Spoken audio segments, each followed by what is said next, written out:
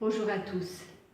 Alors, mon refrain préféré, vous le connaissez, c'est de vous dire que vous avez en vous des potentiels et des ressources que vous n'imaginez même pas. Donc, c'est dans cette optique-là que je vais vous faire la démonstration de comment moi-même j'ai pu prendre conscience des ressources insoupçonnées qui étaient en moi. Et ça, c'était alors que j'étais relativement jeune, puisque j'avais 18 ans.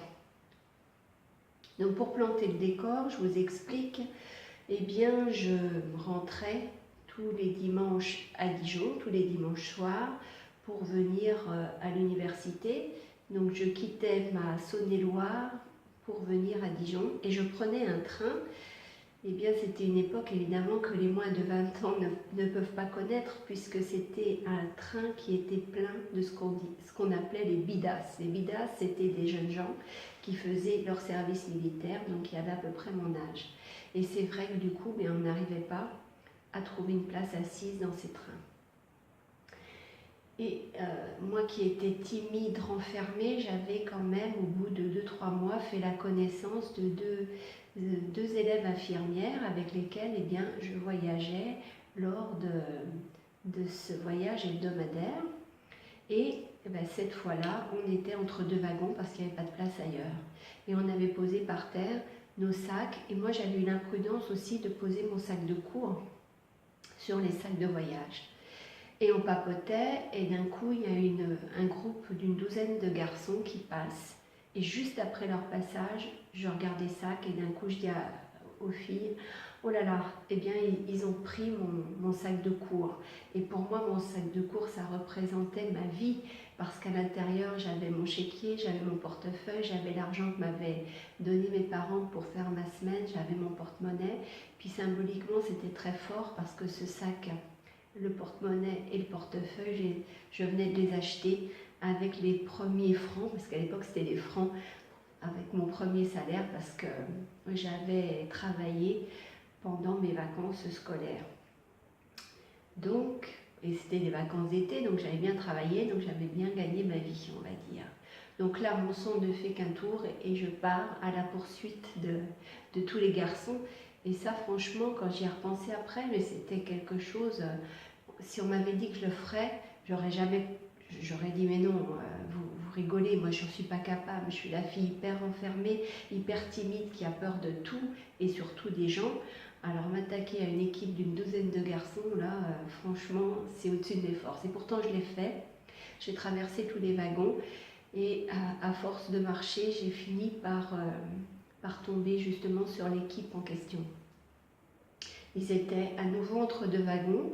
Et là, je leur ai réclamé mon sac, évidemment, ils m'ont dit qu'ils ne l'avaient pas.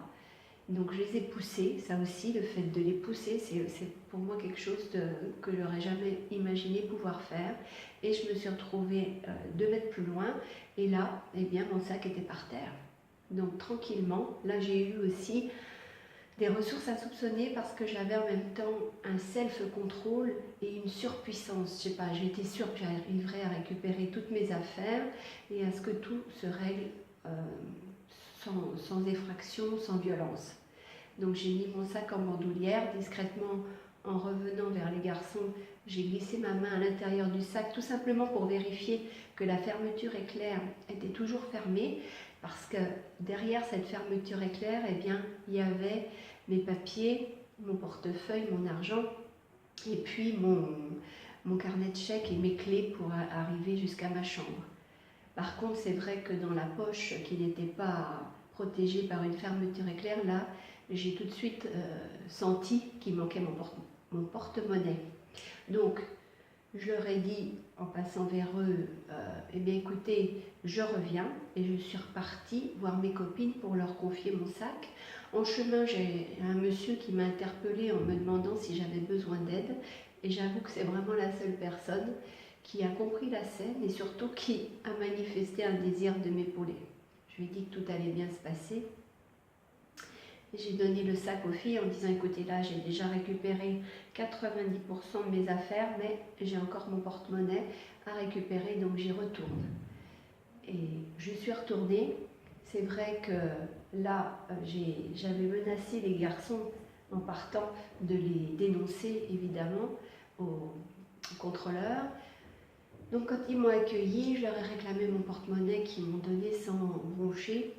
Et même, il y en a un qui a poussé l'ironie à m'offrir un chewing-gum que j'ai accepté en lui disant « j'accepte parce que c'est un de mes chewing-gums ».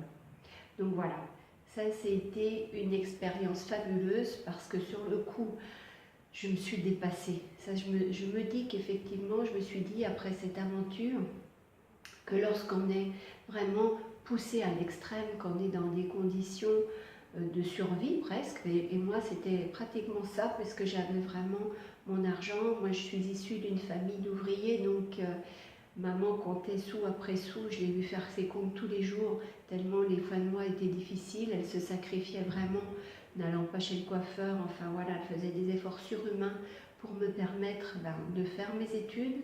Et comme vous le savez, j'ai fait Bac+8, donc ça a été des années et des années à devoir payer une chambre universitaire, à devoir aussi payer mon inscription à la fac et tous les frais annexes, les bouquins, etc. Donc je savais pertinemment tous les efforts que faisaient mes parents pour me permettre d'étudier. Donc là, ce jour-là, il était hors de question qu'une bande de fripouilles, même s'ils étaient nombreux, eh bien, me fassent peur et me dépouillent justement. Aussi, j'ai constaté que dans ces dépassements de soi, eh bien, on revient, il y a l'instinct, on revient vraiment à un état assez primaire et assez animal. Et je me suis souvent comparée à un fauve avec des yeux perçants ou un aigle, je ne sais pas, mais qui, dès que les jeunes étaient passés, eh bien hop, j'avais tout de suite vu qu'ils avaient volé mon sac.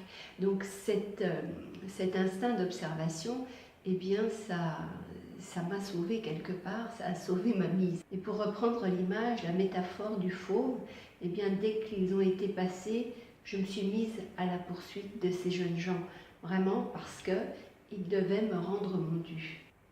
Finalement, c'est vraiment mon instinct de survie qui m'a poussée à leur trousse, et puis aussi parce que chez moi, je ne supporte pas l'injustice. Et là, je me disais, j'ai bossé quand même 3 mois d'été pour gagner de l'argent et pour pouvoir m'acheter mon sac et tout ce qui va dedans. Et là, hop, en un quart de seconde, on me dépouille de tout. Non, là, c'était complètement hors de question que je me laisse voler de cette manière. Et comme je vous l'ai dit précédemment, ce qui m'a aussi très surprise, c'est l'assurance, la confiance en moi et le sang-froid aussi dont j'ai pu faire preuve dans cette aventure.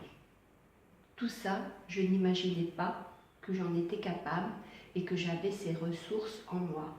Et voyez, j'ai compris à 18 ans que j'avais des qualités, des compétences, des ressources, des facettes de ma personnalité que je ne connaissais pas. Et comme on ne connaît pas ses compétences, ses qualités, mais on ne les utilise pas. Donc j'ai aussi compris très tôt qu'il était important d'apprendre à se connaître soi-même. Et vous connaissez-vous vraiment? Exploitez-vous pleinement vos ressources, vos compétences, ce qui est vraiment profondément en vous et que vous n'avez pas encore mis à jour.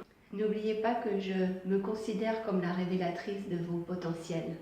Alors, pour plus d'informations, n'hésitez pas à visiter mon blog http://www.motivationpositive.com, likez ma page Motivation Positive sur Facebook et puis abonnez-vous à ma chaîne YouTube. Comme ça, vous ne manquerez rien de tout ce que je peux vous offrir. Et puis, n'hésitez pas à me questionner, à me faire part de vos témoignages de vie. Ça m'enrichit aussi et beaucoup de vous écouter, de vous lire. Voilà. Et bien comme d'habitude, je vous dis prenez soin de vous et je vous salue. Au revoir.